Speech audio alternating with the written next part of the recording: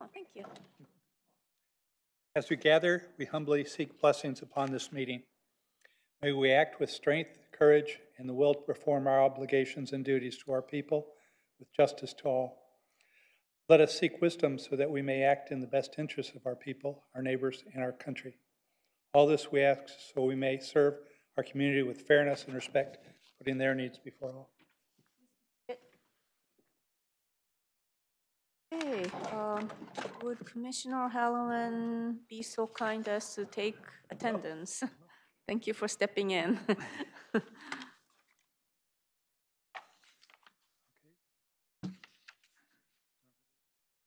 Oh, well, I can take the attendance. Okay. Commissioner Halloran? Here? Salome. Yeah, that's right, Commissioner Salme. Close enough. Here. Thank you. I have to. Okay. Commissioner Jay? Here. Commissioner Chahal? Here. And Commissioner Ikazi's here. We have a quorum. Right. Okay, Commission procedures. Public hearings are conducted by the chair in accordance Excuse with me, the... Chair Casey? Can I Yes. motion? To excuse. I'd like to make a motion to right. excuse Commissioner Reinhardt. And my understanding is that Commissioner Kelly will be late today. So can we just wait for him? Yes. Second that. Okay, all in favor? Aye. Okay, thank you. Okay, moving on to commission procedures. Public hearings are conducted by the chair in accordance with the following procedures. The chair of the commission directs all activity during the hearings. All comments shall be addressed to the commission. Any item on this agenda may be continued to a subsequent hearing. Applicants will be allotted up to 10 minutes to present and justify proposals, following staff presentation of the item. Other speakers will be given up to 4 minutes. The applicant is allotted up to 5 minutes for rebuttal of comments. No additional comments will be accepted upon the close of the public hearing, although the commission reserves the right to direct questions to any speaker on any matter. Special procedures and time limits may be applied to any items as prescribed by the chair. Appeal of commission actions must be filed in writing within 7 calendar days. Okay, any items to continue? Any exceptions? None, so let's move on to consent calendar. The consent calendar, on the consent calendar, there is the Planning Commission minutes of December 6th. There were, I would like to pull that. Okay? Yeah. Pulled. Would you like to, okay, so let's move on to item 5A. There was just a couple of minor corrections, which I did notify the staff of. One was an organization was referred to as the Green Built Alliance instead of the Green Belt Alliance. I have to pull up my notes for what the second one was. Those were, you were referring to the walking tours about Yes. that you were, I think one was a reference to you actually conducting it versus attending, I believe. Sorry, let me just pull up my notes here.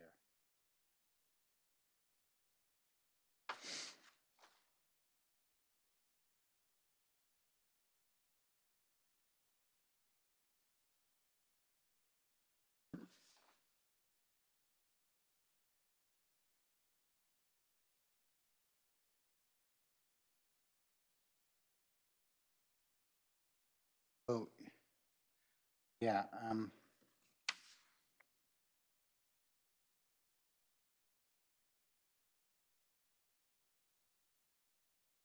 Computer's slow.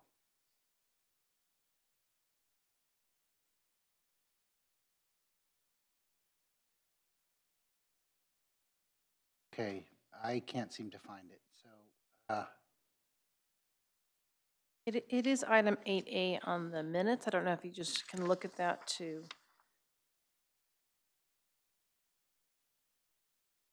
all your correction, because we will change the name of the organization, of course, but It was as where they discussed El Camino walks. So I think that was your reference to the actual tour. I think that was the only one. Yes, that was, sorry.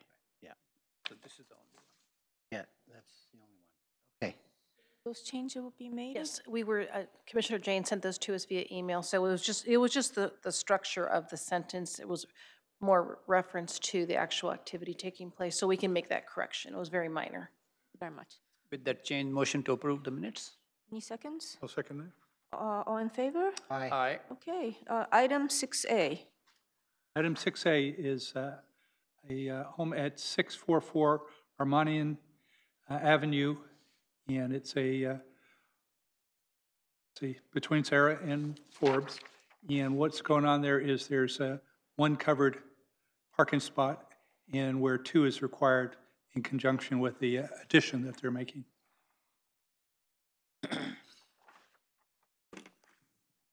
Thank you.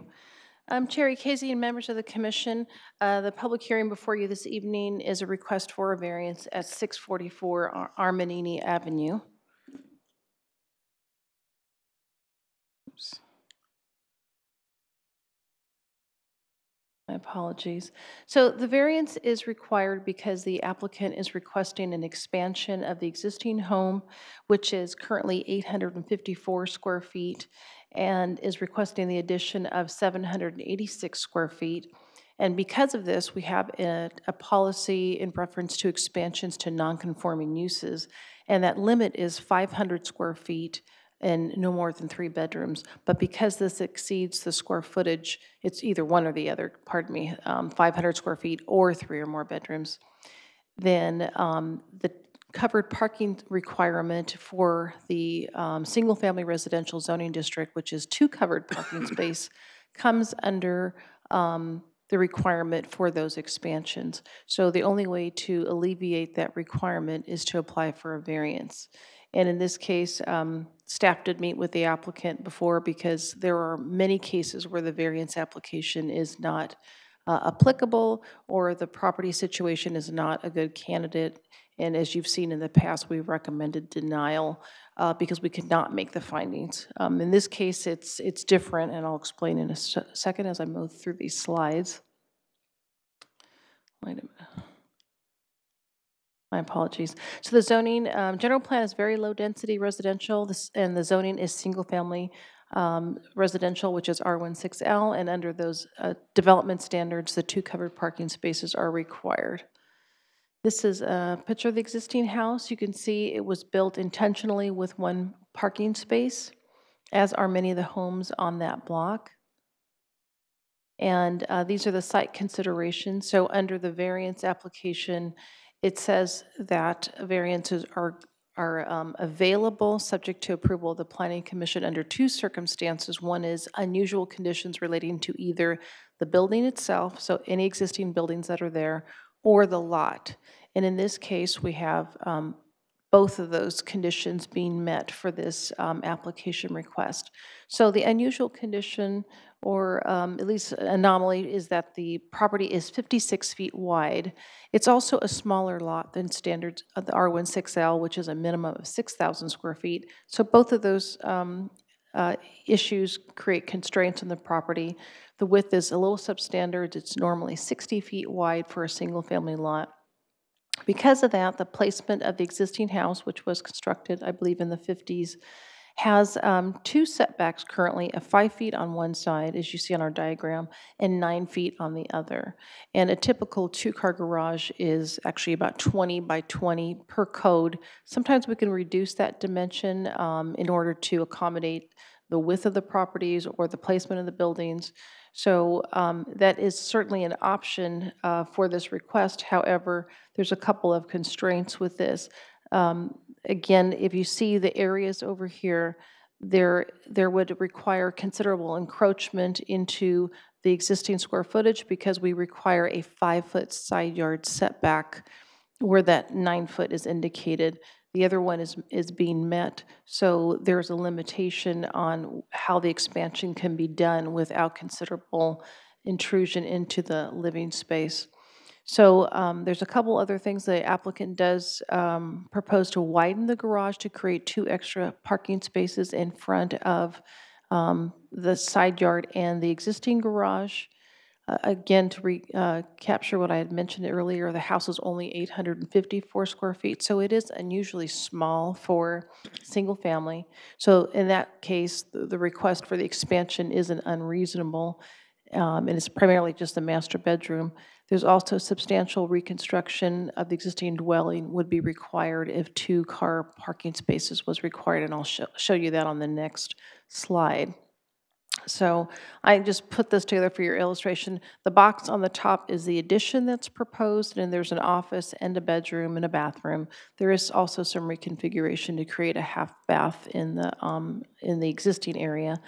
But as you can see here, the area of demolition that would be needed to fit even a modified 2-car garage would be 2 to 4 feet intrusion into the living space, and then there's only a total maximum of 4 feet available for the expansion of the garage. So that would require removing that wall that's parallel to the side yard, and then again encroaching into the living room, which is already fairly small. So those are the 2 conditions that we consider to be meeting the test for the variance, which is a condition related to the building placement and the land for the lot width. And so for that reason, we have findings that we say that, again, both those findings can be met, and the ability to make the findings is confirmed through this discussion. As we mentioned, that the lot width and also the lot size, in addition to the placement of the existing buildings and the amount of construction work that would need to be done to the house to create the 2-car parking spaces. So in that instance, we are recommending approval of this variance for the expansion. And just to offer some indication, if we were to see, say, a second-story expansion, I think maybe at that point, anything beyond this, because the house still is under 1,700 square feet, which is still fairly small for what we normally see for expansions. So beyond that, we think at this point, given the house size, that the approval of the variance to allow 1-car garage under these current standards is reasonable, and we can make the findings, and those are enumerated also in your resolution. So for that reason, we are supporting the variance and recommend that the Planning Commission approve the request. And I'll conclude there and answer any questions you have. Commissioner Jane. In the document here, it says that the lot coverage would be 41.3%, but then I think after this document, they reduced the porch size. Can you describe what happened there? Yes, we did discuss that internally, and we found that while that certainly can be reasonable, we thought to avoid any additional variations from the code other than this, that they could bring the square footage in line with the allowable coverage. So both the notched out portion in the back, which was, I think, initially covered, they took that out and created an open trellis so it doesn't count towards the coverage, and then the porch area was reduced. So, but it does fall within the modification range. You can go up to 25% exceeding the lot coverage, so that's another 10%. We don't usually go up that high, but in this case, a small lot, it's potentially reasonable request too. But we just thought for purposes seeking the variance, reduce the number of variations requested for this property. Okay. In addition, I'm pleased to see that they will be adding a street tree in the front, and that's in the conditions. In the letter that they sent us, they said that they would be expanding the driveway, but I didn't see that in a condition. And so I would be interested in adding that as a condition of approval. Okay. I think, if I recall correctly from our discussions when this first came in, that we said it wasn't necessary because it wasn't a requirement by the Public Works Department, and just the cost of the encroachment permits, I think, are somewhere between $4,000 and $6,000 for the driveway cut. So I don't want to be quoted, but I remember that's the figure that we discussed. So to add that to a small project like this, we thought was maybe a little bit burdensome for the homeowner. But if the commission wants to add that condition, you certainly can with the majority of the commission's vote. And certainly the applicant's here to answer those questions as well. Okay, that's all I had. Anyone else? Okay, do we have a motion? We have to open the public Would the hearing. applicant like to speak? Yes? Oh, would the applicant like to, if you would like, please come to the podium. You have any questions for me? I guess I do. Since most of the houses on this street have just the one-car garage, is there a lot of street parking? I mean, do you see a lot of cars on the street, on this street? There is, you know, it's not unreasonable. You're going to see just your normal. There's no one parking 3 houses down or anything like that. Everyone's got parking in front of their house. So there's not really a parking issue on our street. Okay. All right, thank you. Anyone else? And we indefinitely are putting a 2-car driveway. You will? That's definitely happening. Okay. Yeah.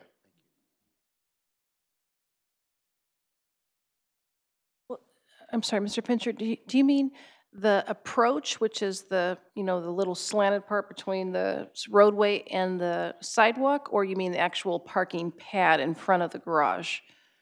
When you say driveway? The parking pad. Okay, because that's. So if we need to put a car there, I mean, that's regardless if there's a curb cut, curb or yeah. not.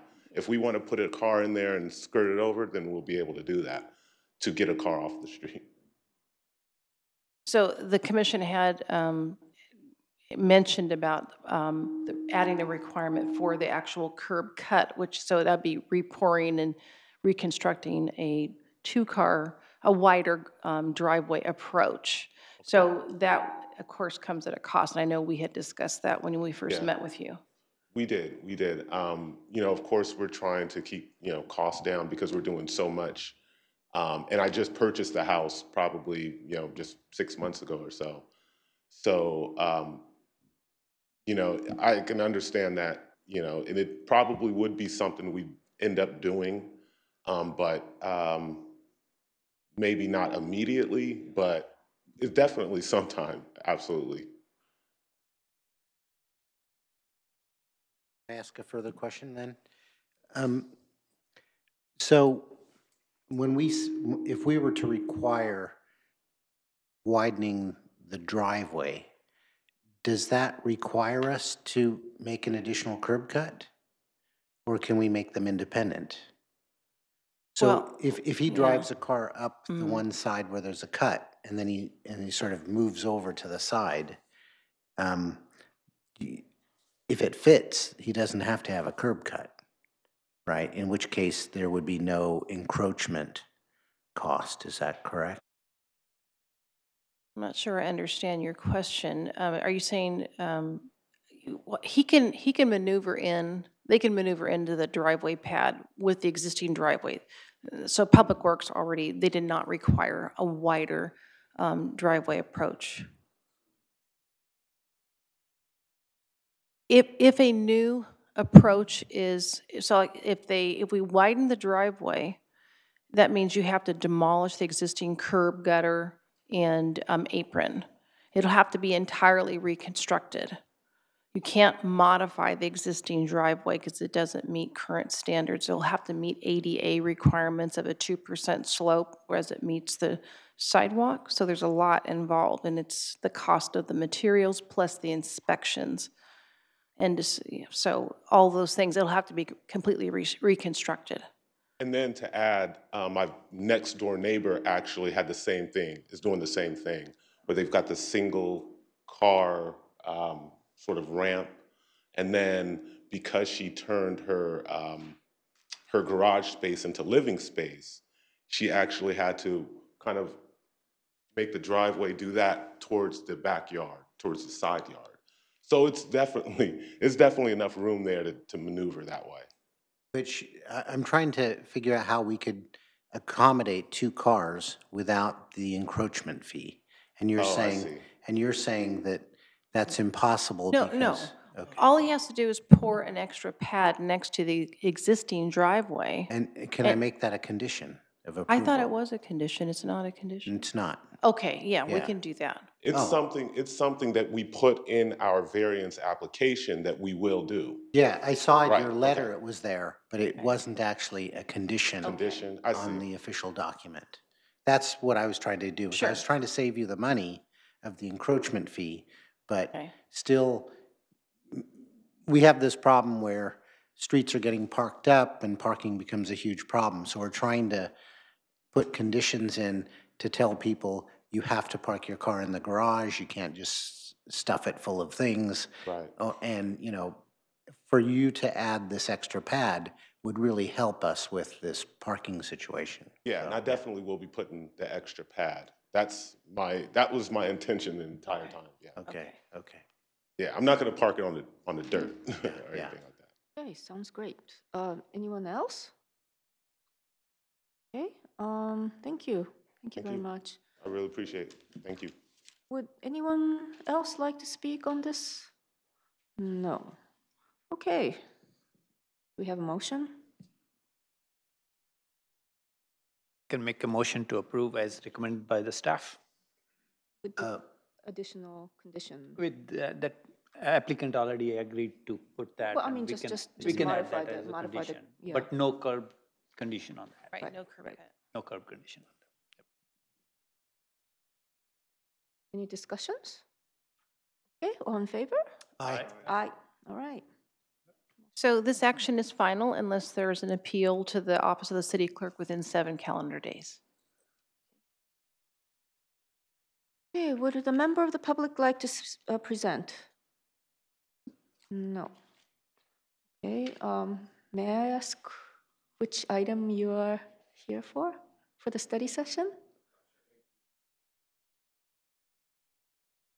My name is David Moore, and I'm a student at University of Chicago and a lifelong Santa Clara resident. So I'm just here to observe and participate. I haven't been to a planning commission meeting in a long time, and my family owns a property on El Camino Real. So I heard at the December 6th meeting that there was a discussion on affordable housing, and so we're very interested in that as potential future use of our site. So I know that's not on the agenda this evening, but I'm just here to participate in the process. Thank you, thank you. So, We thank really you. appreciate your interest. My son is a freshman at University of Chicago. Oh, congrats. Oh, cool. I'm in the MBA program, so. Oh, awesome. What to kill? All right, okay, so let's move on to item A. So Attorney Fazli prepared materials for us, which we all have. Good evening, Chair Casey and Planning Commissioners. This isn't going to be as interesting as all the new housing laws you learned about during the last meeting, but I'll try to keep it somewhat interesting. So my name is Diana Fzelli, I'm Deputy City Attorney, and I'm here to provide an overview of the Brown Act, which is a California state law that relates to the openness and accessibility of public meetings.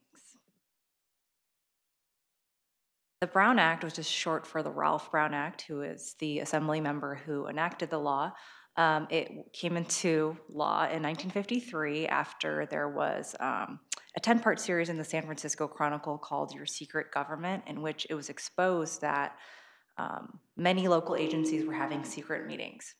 So the Brown Act was in response to that expose in the San Francisco Chronicle. The purpose is to safeguard the public's right to access and participate in these meetings, and the intent is set forth in the bullet points in the slide to ensure that deliberations and actions of local legislative bodies are open and public, to ensure meaningful public access and participation, and to make sure that meetings are open, public, held on a regular schedule, and follow a noticed agenda. Also, feel free to interrupt me with any questions throughout the presentation. Yes, so let's make this an informal process, and if anyone would like to speak, please go ahead. So if I had a Twitter account and I was up at 3 a.m. wanting to tweet about the Brown Act, I would tweet this statute right here because it encapsulates the intent and purpose of the Brown Act. I'm not really sure if it's 140 characters or I think it's 280 now, but this statute really is the heart of the Brown Act. As you can see, it says that all meetings of the legislative body of a local agency shall be open and public, and all persons shall be permitted to attend any meeting of the legislative body except as otherwise provided. So we're going to parse this provision out because it really explains the requirements and your obligations as commissioners to comply with the Brown Act. So, sorry, let's go back. It says all meetings of the legislative body. So what is a legislative body? Under the Brown Act, legislative body includes the governing body of a local agency, so that's the city council, any commission, committee, board, or other body created by formal act of a local agency. And I didn't include this bullet point, but it also includes any bodies in which you are appointed by the city council. So that would include the planning commission. It also includes standing committees with continuing subject matter jurisdiction. So here at the city, I think we have, 20 to 30 standing committees. Those are all Brown Act committees. So that's like the audit committee, governance committee, ethics committee, et cetera. The Brown Act does not apply to ad hoc subcommittees composed solely of less than a quorum. So less than a quorum here for the Planning Commission would be 3 or less. So if 3 or less planning commissioners wanted to create an ad hoc, meaning temporary or for a limited purpose subcommittee, that subcommittee would not be subject to the requirements of the Brown Act.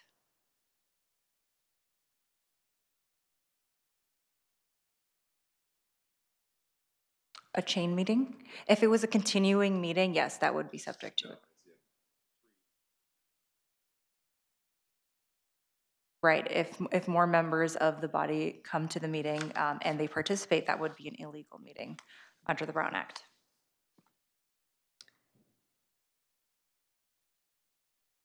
So what is a meeting? The traditional definition of a meeting is, under the Brown Act, is a congregation of a majority of the legislative body at the same time and place to hear, discuss, or deliberate items within your subject matter jurisdiction. For the Planning Commission, your subject matter jurisdiction is really development projects in the city, anything that has to do with the physical development within the city, or anything that has to do with Chapter 18 of the Santa Clara City Code. It's important to note that even though it says same time and place, that doesn't mean that 4 or more members have to be physically in the same place to have a Brown Act meeting. Communications through email, text message, teleconference, those can constitute as being part of a meeting and would be subject to the Brown Act if 4 or more members were part of those communications. And it's important to keep that in mind because it's very easy to violate the Brown Act by meetings that are called serial meetings.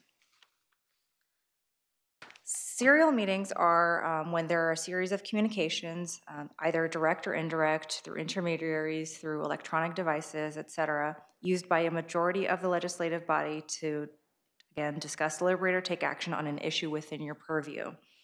The problem with serial meetings is the process. It deprives the public of an opportunity to really be involved with your deliberations and with your decision making. So that's going back to the intent of the Brown Act. So keeping that in mind, that's why these sorts of meetings are illegal under the Brown Act.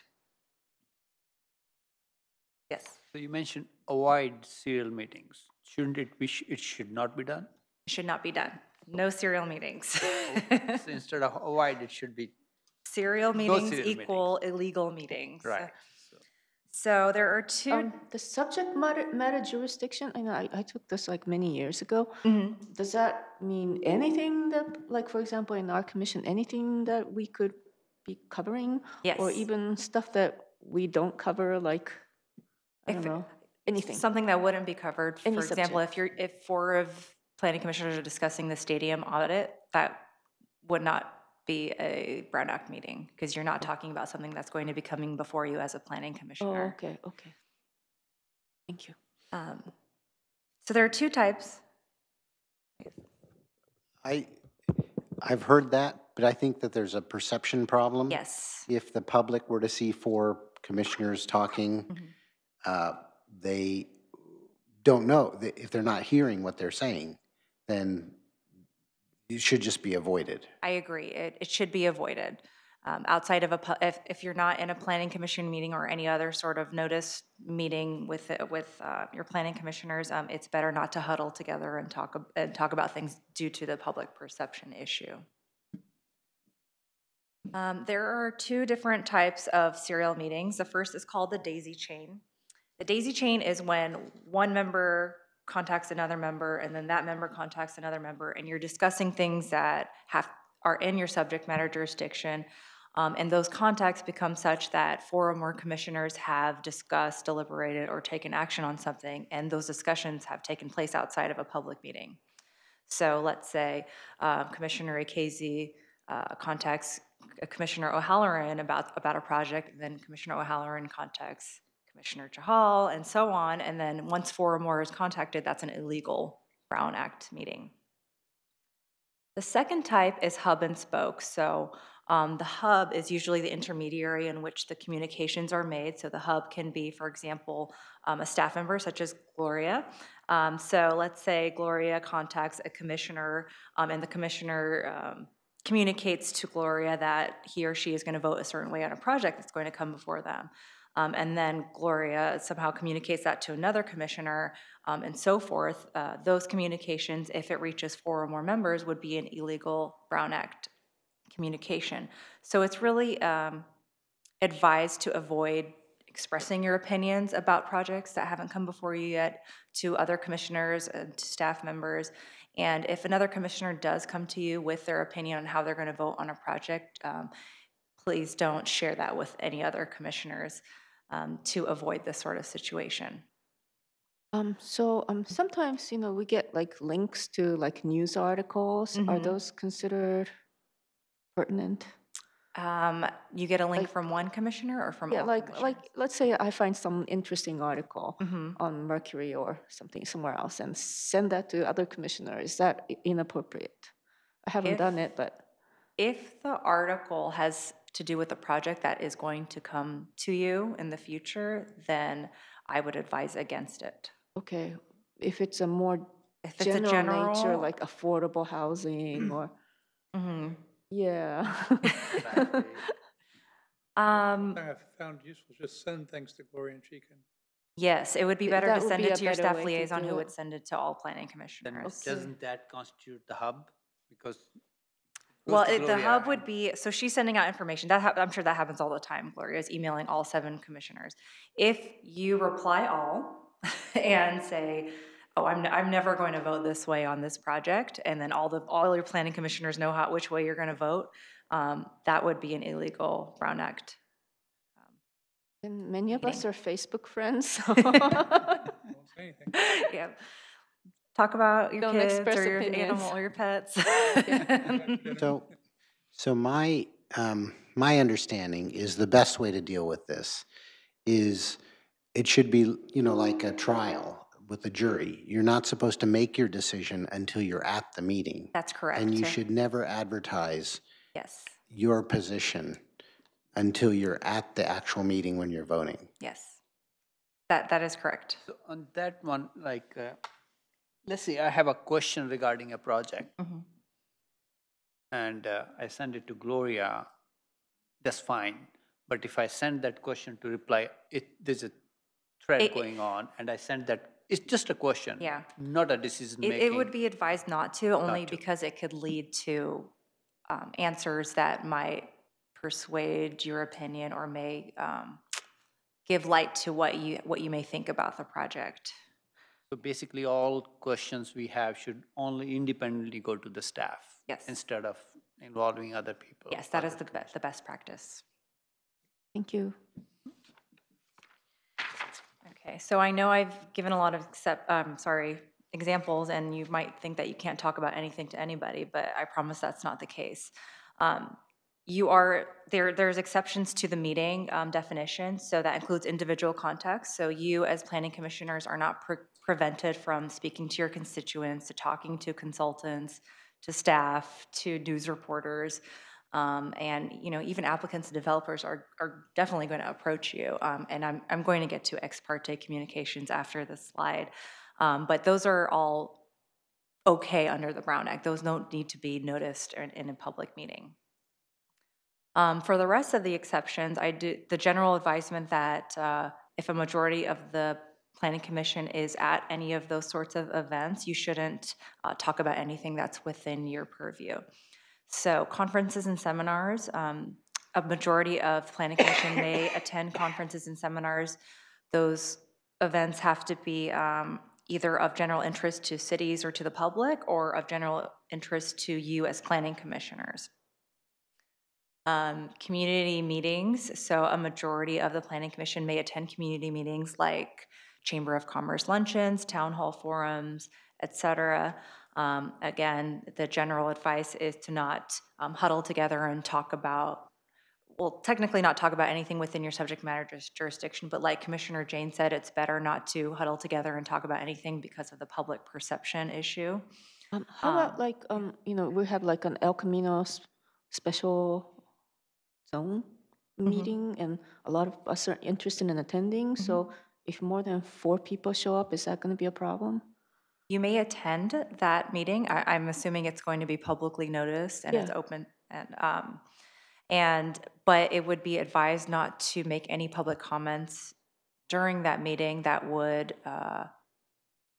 describe how you may vote on any projects that might come to you within that specific area. It's okay to ask questions, but not voice any opinions? Right. Because there may be projects within that zone that may come before you as a planning commissioner. And like Commissioner Jane said, you want to be a blank slate when those projects come before you. And if you give an opinion that, I'm never going to vote on any sort of this kind of project that comes before me, you may be precluded to vote on that project in the future because you've already made your decision outside of the public process. Okay, so I guess, this kind of made me think about what we've been talking about, which is that, many of us have opinions about what should go into that special plan. And so we've been encouraged by the staff to, express those opinions when we have the meetings. So, but based on what I just heard from you, that could be a... I would advise keeping the opinions very general and not, Like for example, Commissioner Jane would like to eliminate parking in front of development, right, on El Camino. I mean, can he express an opinion like that when he goes to a community outreach meetings? I think technically yes, but it's just advised that if anything that's going to persuade you to vote one way or another on a project that's going to come before you, that is not encouraged by the Brown Act. But if it's okay if you have preferences for certain sort of development standards like parking. It's actually probably good for the applicant or developer to know that before a project comes before you. But if you say, I'm never going to vote on a residential project on El Camino, that would be problematic under the Brown Act, because we already know which way you're going to vote if a residential project does come before you within that El Camino specific plan. I hope that makes sense. What you're making sense, and I hope I'm not just, hovering on this subject for too long, but let's say if I say, well, unless I have see that provision, or I would really, really like to see that provision, right? I mean, if I voice a very strong opinion and make it sound as though without that provision, I'm not going to vote for it. Yeah, that's even if I don't say it, but it could be implied. So that would be problematic, and that I would advise improper. Against it. Okay, so it's asking questions, but expressing opinion is, well. I would advise against. But it sounds like how you phrase your comments is it's going to make a difference. Right. Okay, thank you. I think also a distinction is if you make statements about a particular project, then that's really a no-no. If it's about, in general, affecting lots of projects or the general plan, that's not as prohibited, I guess. Yeah, because the public will, specific projects will have different standards and different details, and the public will still have an opportunity to comment and hopefully persuade you, and you'll be given more information than what you're going to be given during these specific area meetings. So I agree with Commissioner Jane. It really has to do with particular projects rather than general comments. So that brings to, let's say there is a general plan amendment committee, right? And there's a planning commissioner on that, and he takes, we should have this. So that's sort of putting his opinion in the committee. Sure. And so how is he or she being protected from Brown Act violation, basically? Because he's part of that committee because he has to participate. Are he has you to in the give his committee? thoughts into that. No, I'm not. I'm just took an example. Oh, okay. Yeah, because he's part of that committee because reason being, that's the reason he can express himself. That's what he thinks right. He's not talking on behalf of all 7 commissioners, but whosoever is on the committee has a right to express his own opinion about going forward. So in your example, is the General Plan Amendment Committee, who is that made up of? It's council members and planning commissioner, 1 or 2 planning commissioners? At that time it was. That time. Oh, right. okay. So it basically, if we go as per, then neither the council members or nor the planning commissioners should express any opinions about it. Well, like we said before, if that committee was talking about specific projects, No, then it's no. general. Yeah, so if it's general, then that's okay.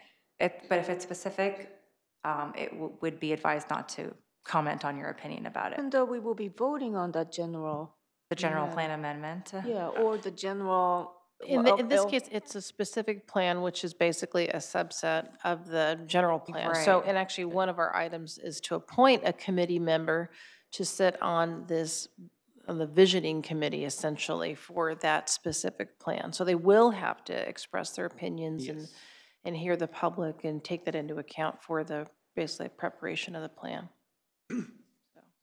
Well, I can't answer those questions directly, but I just want all the commissioners to know to keep the intent of the Brown Act in mind when you're expressing your opinions, and to, even if you do consider something while you're on another committee, that if that project comes before you, if you've already made your decision about that project in that committee, you will likely not be able to participate in the decision as a planning commissioner if it comes before you. Maybe you can cover this later, but how about agendizing? Is that part of the Brown Yes, Act I'm going to go requirements? over that in a few Okay, you're going to go slides. over that later, thank you. So the next was the social and ceremonial events. So majority of the body may go to social events together, but again, no huddling in the back and speaking to each other or talking. You may go to a meeting of another body of the agency. For example, 4 or more members may go to a city council meeting. And then if the planning commission had a standing committee, a majority may attend the standing committee. However, those who are not in the committee can only participate as observers. But planning commission doesn't have any standing committees, so that isn't much of an issue. Ex parte communications. So as planning commissioners, you have already probably been contacted by developers and applicants for projects. That's just the part of the position. However, it's important to keep in mind that sometimes those discussions are subject to disclosure in order to protect the due process rights of the applicant or project proponent or even your constituents. The simple definition of an ex parte communication is essentially getting information about certain city decisions outside of a public hearing. For example, if an applicant has come to you and told you that they're going to not have any parking spots on their residential project, But that information hasn't been set forth in their staff, for some reason, it hasn't been set forth in their staff report or whatever that's been given to you. And you base your decision as a commissioner that you're going to vote for it because it has no parking, but the public has no idea that there's going to be no parking. That information isn't provided. That's an ex parte communication that would essentially rob the public of their right to comment and access your deliberations and decision making, if that makes sense. So essentially, if you're getting information about a decision outside of a public hearing, it could be unfair to the people whose rights are being decided. So it's advised to avoid discussing city decisions before a public hearing. And if it does happen, please disclose what you talked about with, for example, with an applicant or with a developer during the meeting before the public hearing is opened. And after the hearing, if the decision isn't final, don't have any more ex parte discussions about the matter because there's no opportunity for rebuttal. Yes. So I went to an APA conference and this came up. And typically what we've done is we've said, I met with Summerhill or I met with Prometheus, which is not sufficient. You know, you have to disclose what you talked about. Right. And, you know, if I'm talking to one of these developers and I say, you know, I would really like it if you could figure out a way to put solar panels on this property, right? But it's not that I'm saying and I would never say, if you put solar panels on this project, I'm going to vote for because I never say how I'm going to vote. But in the public hearing, I should disclose that I asked for solar panels. Is that correct? Yes. Okay. Because that's a substantive item that would likely have some bearing on your decision making. Okay. And it's important to note that you don't have to disclose that a developer emailed you and said, hi, how are you? How are your kids? You know, not every communication needs to be disclosed. It has to be a substantive part of what's going to come before you. And it's less likely that a violation would happen if they're giving you information that's going to be in the staff report in the presentation anyway. However, I like to keep it safe, and I would just disclose any sort of substantive conversation you have with a developer or applicant.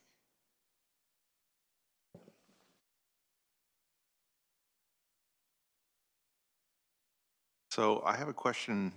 This kind of puts some pressure on the idea that we've had come up before for a city email that theoretically could be archived or made publicly available. This would eliminate a lot of the concern about ex parte communication if all communication went to those emails and were available. It might if a Public Records Act request was filed. You know, those emails aren't just automatically made public. So it's still better. It wouldn't eliminate the problem. It would certainly make it easier for us to answer those Public Records Act requests, but it's still advised to verbally disclose that during the public hearing. I'm actually suggesting something a little further. I'm just saying, just make it available, make it online available. I don't think I can't imagine something I would want to say to a developer that I wouldn't want somebody else to be able to read. And if somebody cares enough to go and look, then it should just be available without a request. But I don't know if that's practical in normal communication situation. Sometimes we go out to the site. We get invited to look at the site and have the developer show us the site and where things are going to go. That's the kind of meeting that I think we're talking about.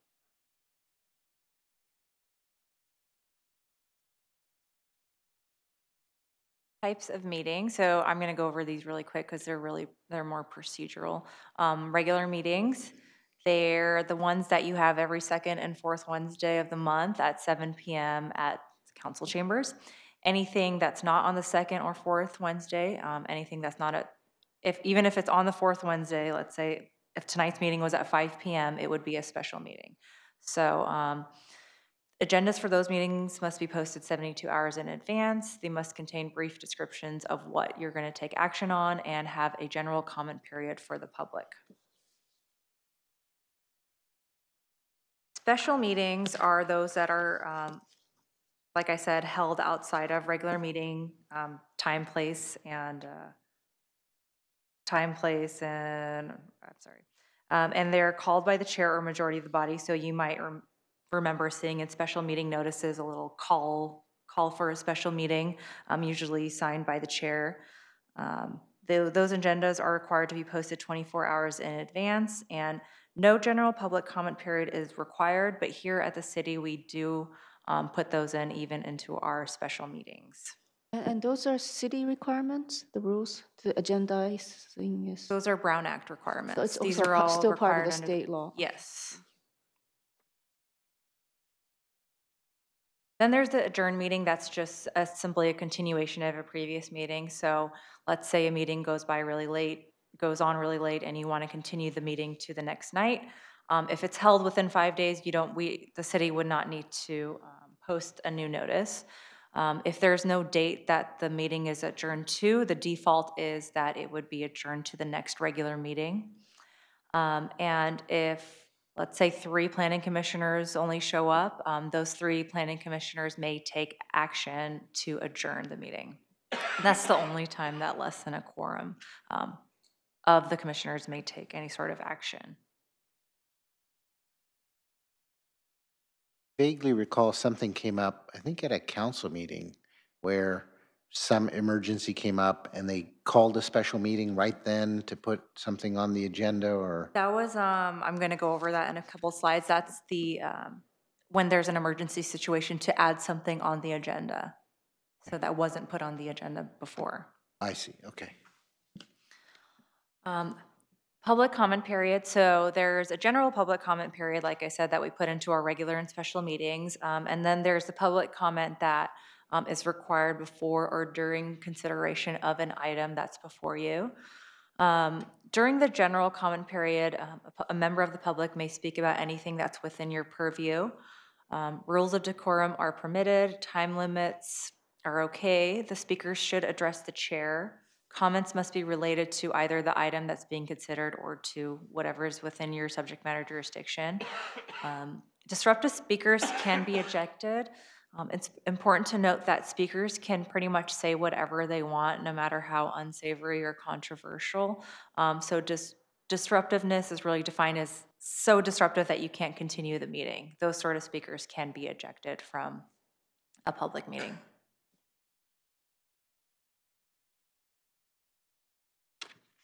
So under the Brown Act, a quorum is required to conduct a meeting. A quorum is 4 planning commissioners. Under our city charter, we require that an affirmative vote of a majority of the entire membership to take any action. So even if there's only 4 commissioners here, 4 of those commissioners have to either vote for or against a motion in order for it to carry. And this applies even if there's a vacancy. So if there was only 6 commissioners, the same numbers would apply for both quorum and for the vote of a majority. And as you know, we follow the Robert's Rules of Orders for parliamentary procedure. I had a question about that. So is that part of is Robert's Rule like part of the state law? Or? No, it's a city policy. I think it's mandated. I don't know if it's in our charter, but it's in our code that we would follow the Robert's Rules of Order for all of our public meetings. That's a city thing. Then. Yes. Yeah, because I've heard that like other bodies have work on entirely different rules. Right. So, okay. How are ties broken during a vacancy? What was that? How are ties broken? during a vacancy, so there's a 3-and-3 problem? I think the motion just doesn't carry. 4. You need Yeah, you would need 4 I understand, anyway. but if there was only 6 commissioners because there's a vacancy and there was 3 for and 3 against, that would be a non. It doesn't carry. Yeah, the motion wouldn't carry. You need minimum 4, even if we are only 4, so Yeah. it has to be unanimous. Mm-hmm.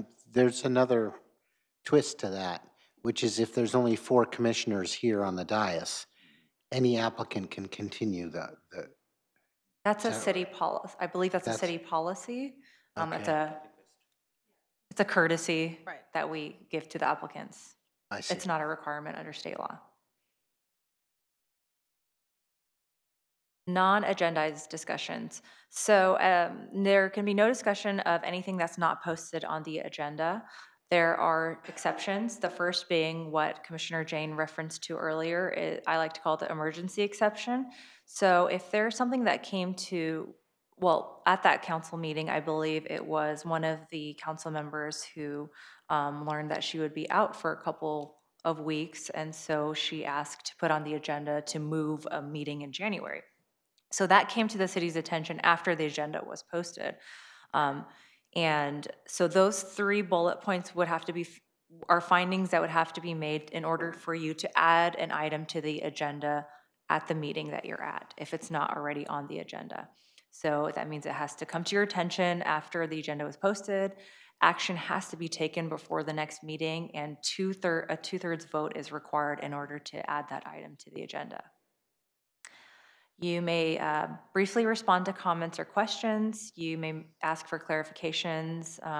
Staff, commissioners may make brief announcements, reports on activities, and may also request to place items on agendas.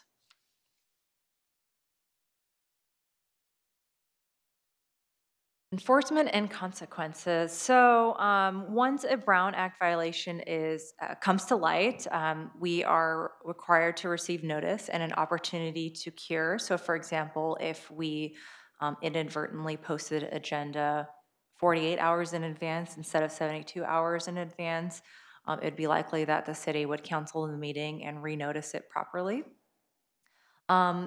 The most important part for you as commissioners to know is that you may be criminally liable if it could be proven that you intended to deprive the public of certain knowledge outside of a public meeting.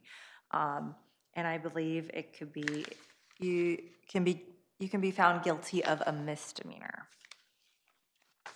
Have there been any prosecutions related to Brown Act? No, not that I know of. Censures or bad publicity? Yeah, on that note. So I have a question. Yes. So let's say Commissioner A is having a meeting with the developer. Just take an example. And as a public, somebody says, oh, and they know about the meeting. Do they have a right to attend that meeting? Is that a public meeting or a private meeting? If it's just 2 commissioners. One commissioner and a developer. And somebody says, hey, like, probably they have to discuss about a project. It should be a public content. Under the Brown Act, no. That is an individual contact. It's not a meeting under the Brown Act, and the public does not necessarily have a right to join in on that conversation. Yes, a meeting that would have to be public and noticed and agendized has to be 4 or more members. Any other questions?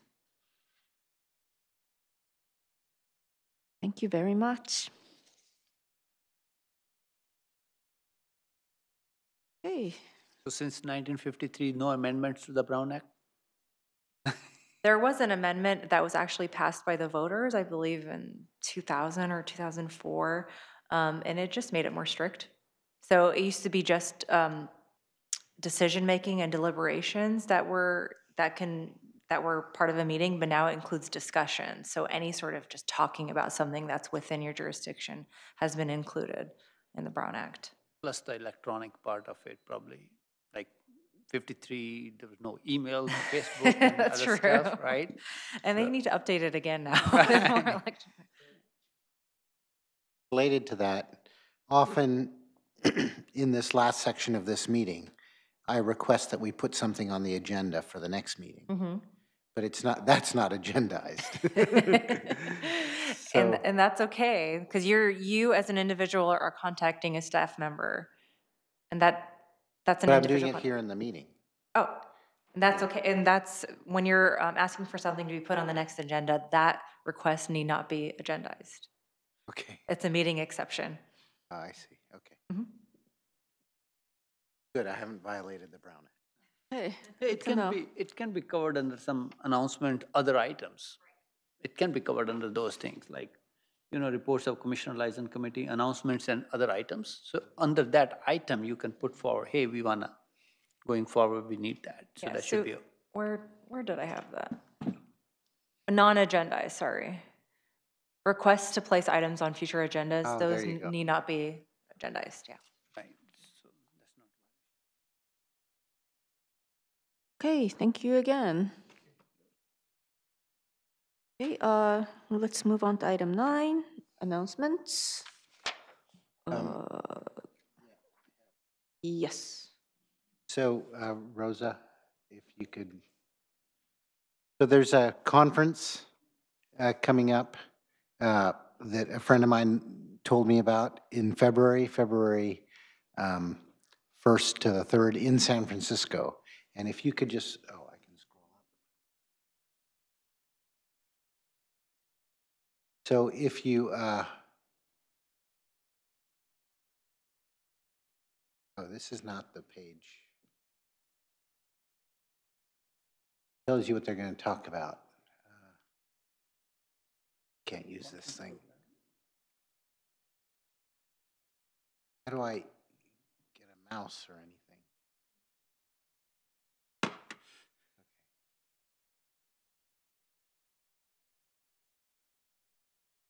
No. I was just going to show, there's a page that shows what's going to be covered at the conference. And it's about smart cities and it's about affordable housing. There's a bunch of things. So I just want to let the other commissioners know that this conference is coming up. What is it It's called? right in San Francisco. It's called the New Partners for Smart Growth Conference. And who's offering it? Who's running it? It's some organization of cities. And I wish I could use this thing, but I can't. League of Cities? It's not the League of Cities. I could pull it up on my computer. Maybe we in can. any case, maybe I'll we send a can link. follow. I'll send a link to Gloria and to she Gloria, can send it to everyone. as we just discussed. Okay. Thank you. You did send it, actually. So What? I think you did send it, so I can. Yeah, you can just forward So I it to can forward everybody. that on to everybody. Thank you. And then the other thing that I wanted to say was I was at the governance committee meeting this Monday, and I know we had discussed earlier these planning commissioners getting official email addresses from the city. And we had voted to put it on the agenda, and then I guess Rosa said that she was going to, in the next meeting, Rosa said that she was going to contact the director of development and the attorney's office to figure out how to move this forward.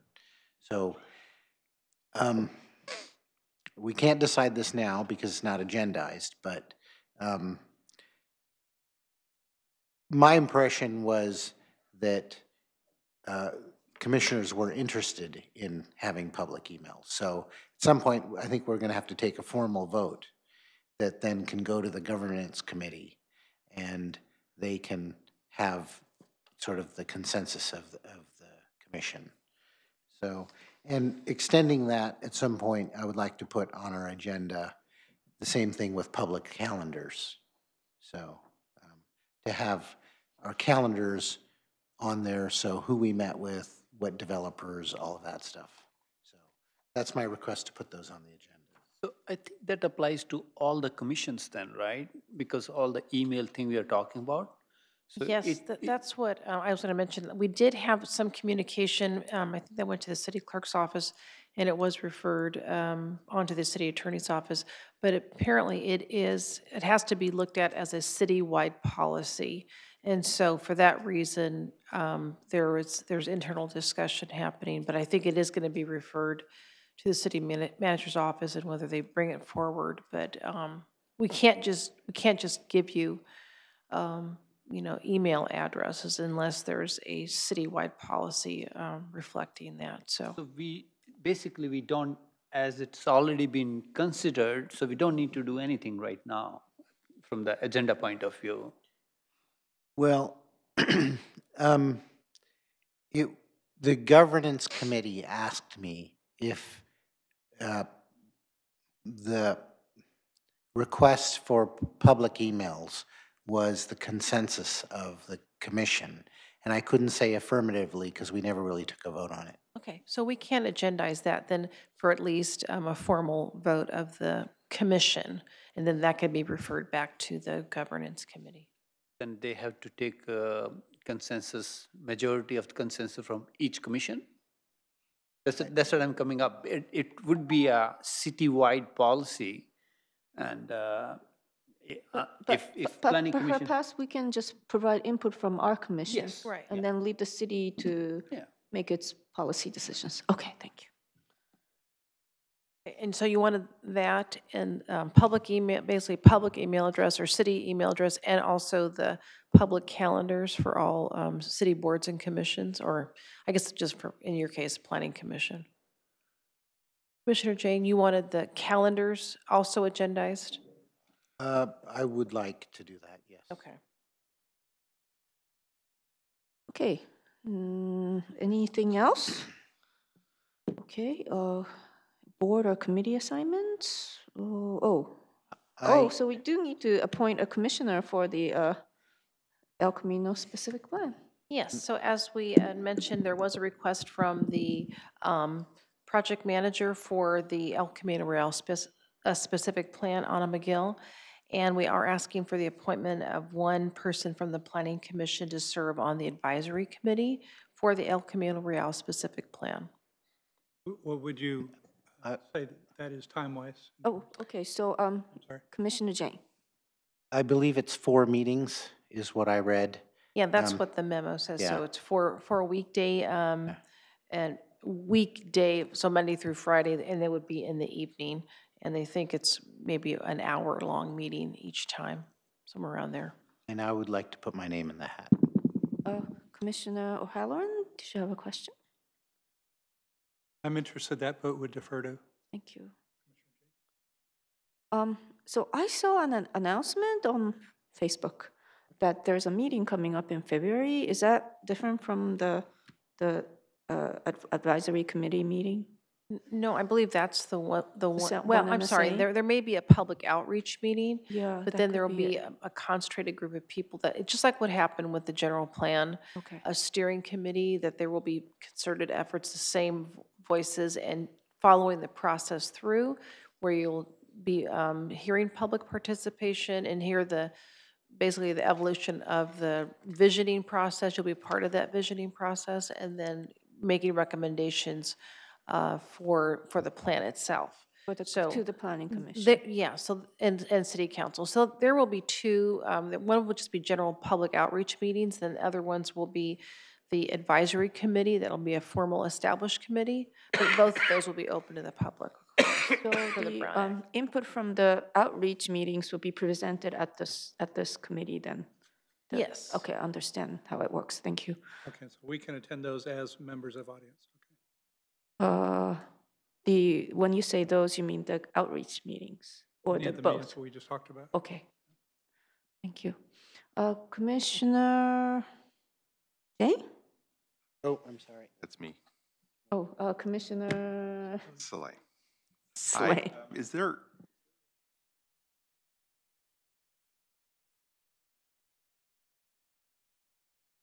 the El Camino review? If we're talking about the actual advisory committee, we are asking for the appointment of one member, because it'll be composed of a number of different stakeholder groups, and the commission would have one representative for the planning commission, since you deal with land use issues. But in terms of just the attendance, anyone can attend the meetings as long as we're compliant with the Brown Act regulations about discussing the content. Okay, well, I'll submit my name for consideration also, or as an alternate if that's appropriate. Okay, thank you all for volunteering. So how do we do this? Do we take a vote, or do we nominate and vote at the next meeting in the same way we elect officers? No secret ballots, so Okay. it would have to be a public, it could be a public vote. And can we saying a take the name, vote saying now? aye. Yeah, I Okay. mean, it's on the agenda. Okay, Great, okay. So we have Commissioner Slang, Jane, and O'Halloran nominating themselves. I'll remove myself. You will, okay. So anybody else who would like to nominate somebody else? Okay. What's the best way to take votes? I don't know. Perhaps the nominees can make some comment? Okay, great suggestion. Commissioner Slang. I'm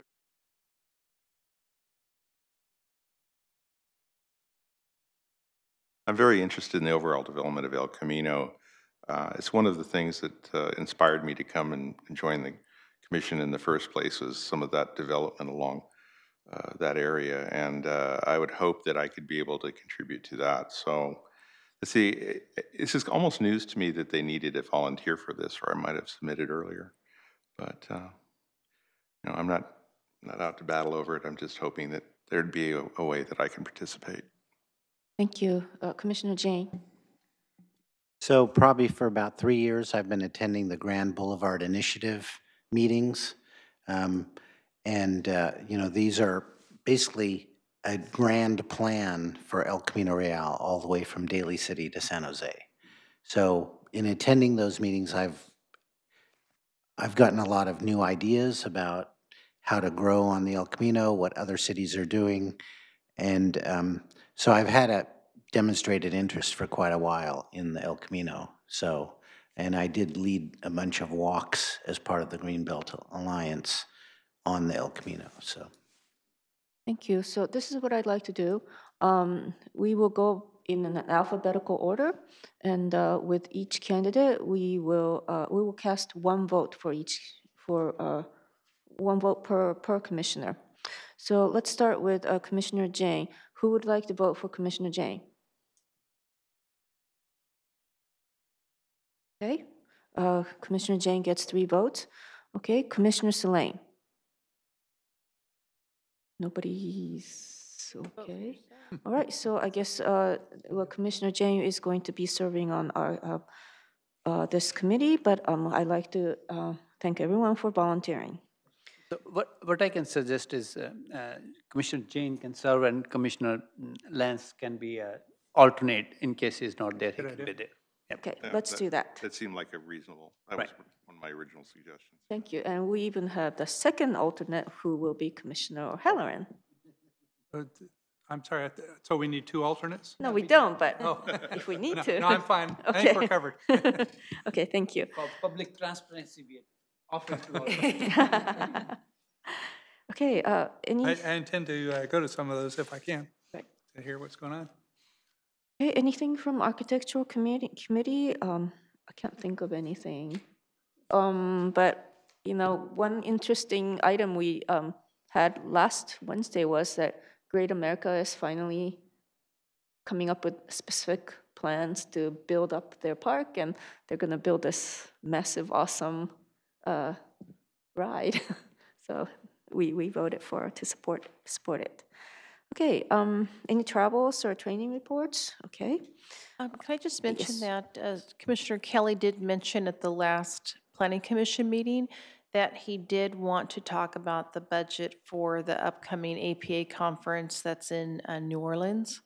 So I think because the commission ran out of money towards the last quarter of the fiscal year, that there was discussion about, he had mentioned about allocating resources now for that conference, but without him being here, maybe we just want to continue that discussion. But I just wanted to make you aware of that, and sometimes there could be where a few people use up the majority of the budget, so you might want to think about alternatives such as splitting it evenly, or realizing that only certain people are going to go, but those conferences use up quite a bit of money, so I think upwards of like $2,500. So perhaps you want to set a limit. I know that the staff has done that as well, where we've set a limit of even a ceiling of what you can expend at a conference, and anything else is on the staff members. So it works that way too if you want to have it evenly distributed. Just there's other ways other than paying the full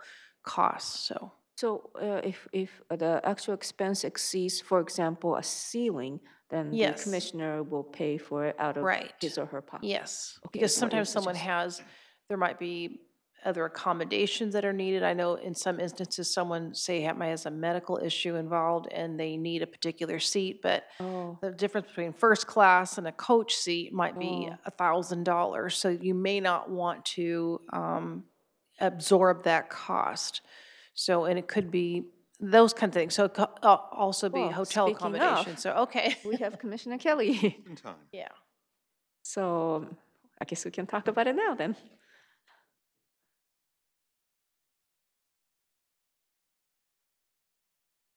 Hello. So we're just discussing the travel and conference expenses. Question?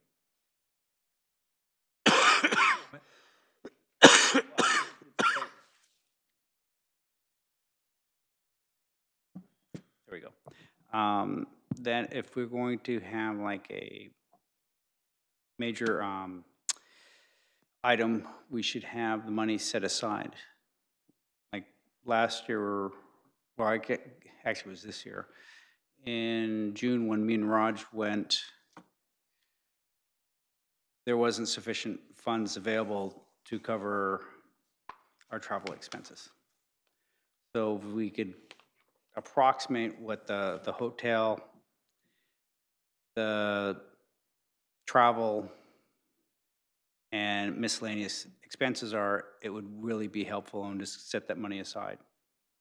So what happened? I know you guys went, so you ended up paying for some items out of your pocket? About 1,000. Wow, okay. Actually, I did not even submit my reimbursement yet. I'll submit that. Out of money. Wow. So how much money do we still have in our budget until the end of June 2018, which is the end of the Yeah, fiscal we would year? have to check. I think the budget was around 8,900, That's the right. total. We can bring that back to you and Okay. let you know. And we can also, it probably is too early right now, but we can give you an estimate. And then I know for the staff, what we've done is we take an average flight cost and we say you can't exceed that. We've done that. Average, hotel costs.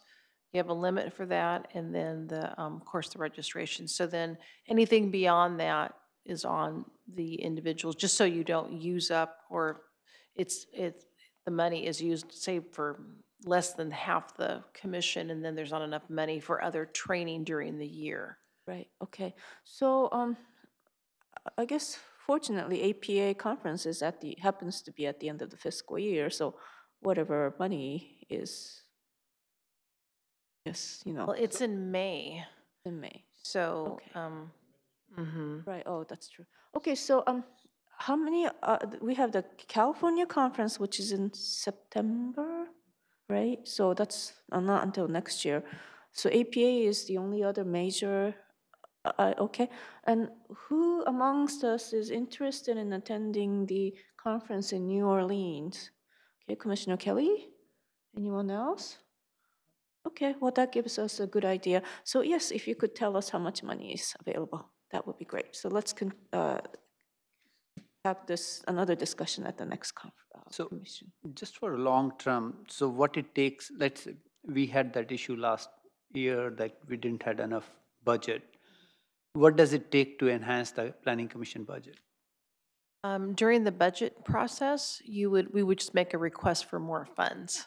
So did we do this year, like? We have not maintained, because there has been, say, several years ago, we were asked to cut back. It used to be a straight $10,000, and then we were asked to cut, so it was 10%. And I think at one point, one of the commissioners requested like 12% reduction from that original amount, so we're down to under 9,000 right now. So it'd be a matter of asking for more funds when we submit our requests for the budgets. I would suggest that, because most of the commissioners who are going on these trainings, they're pretty useful. So if we get a chance when we go for the next budgeting, so let's discuss that at that time and request a budget which is suitable to the commission, basically. Okay, so I guess our request will be to give us an update on the total budget and the currently available fund, and potentially discuss requesting the city council to increase our budget. Okay, anything else on item 9? Moving on to 10. I think we were on 8D. Oh, We're on 9. 9D? 9A. 9A, oh, announcements? Wait, And No. Is the different. is it appropriate to request an agenda item at this point? Yes, Request an agenda item at this point? yes, for 9A? yes, certainly. Along the line of the training that we've been doing, I'd really love to see a similar slide list on ABAG and our participation directly in that. did you say ABAG? ABAG, Area Association of Bay Area Governments. I understand that is a driving force of a lot of the decisions around our growth and our allotment of low-cost housing and so forth. I would like to understand more in a formal way how we're influenced by it. So I have attended a meeting, maybe you were there too, about an ABAG. ABAG hosted a meeting many years ago, and that's where I learned a lot. So is it possible to bring somebody in from ABAG and have them talk to us? Or can the staff handle that training? Yeah, their latest plan is the one, I forget what the name of it is exactly, it's One Bay Area. It's the plan, regional plan for growth to 2040 that was just adopted a few months ago. So we could look into somebody being available to make that But if presentation. the staff can Yes. can do it, then I mean, obviously it's better to. Right, Okay. okay. And we may be able to do that as well. Okay, so you let us know. Okay, thank you. Anything else? Okay. Moving on to 10. Report from the Director of Community Development. Okay, so since your last meeting, there's only been one city council meeting, that was last night. And the two items related to the commission's action is that one is that the contract for the Project for Public Spaces, PPS, the one that conducted both the general, placemaking workshops and also the visioning for, or revisioning for the Bayrec site at 90 North Winchester. Their contract was extended because there was a balance of about $55,000, and their contract actually is set to expire December 31st of this year. So it's been extended for 1 year to allow them to continue their work, and whether or not they have more workshops, that remains to be seen. But certainly they're going to continue working on preparing information for the city. Okay, great. And then the other item that you took action on is 167 Cronin, and that's the variance for the little studio, art studio cottage. Yeah. And the commission denied the use permit, the variance application. So that was appealed to city council, and it was supposed to be heard last night, but it was continued at the request of the applicant at the, I think, at the last minutes, because the report is actually published online. So I believe it's being continued to the first meeting in January. It got canceled. Yes, the first next regularly scheduled. It might be do you know when the next 24th? The first January meeting, the regular meeting will be January 23rd, and there will be a special meeting on the 30th. Okay. I thought it was till February. Oh, it might be February. Okay, well, Sorry, I didn't recall the any date, case, but it was okay, continued understood. it was continued to a specific date. Got it. Thank you very much. All right, so any more questions? Commissioner Saleh?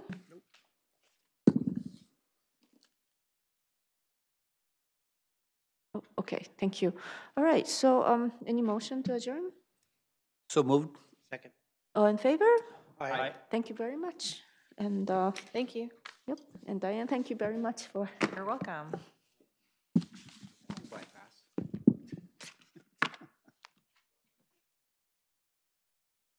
Yeah, because it's your shortest meeting. Spelling there. Yeah, it's so not like it's spelled.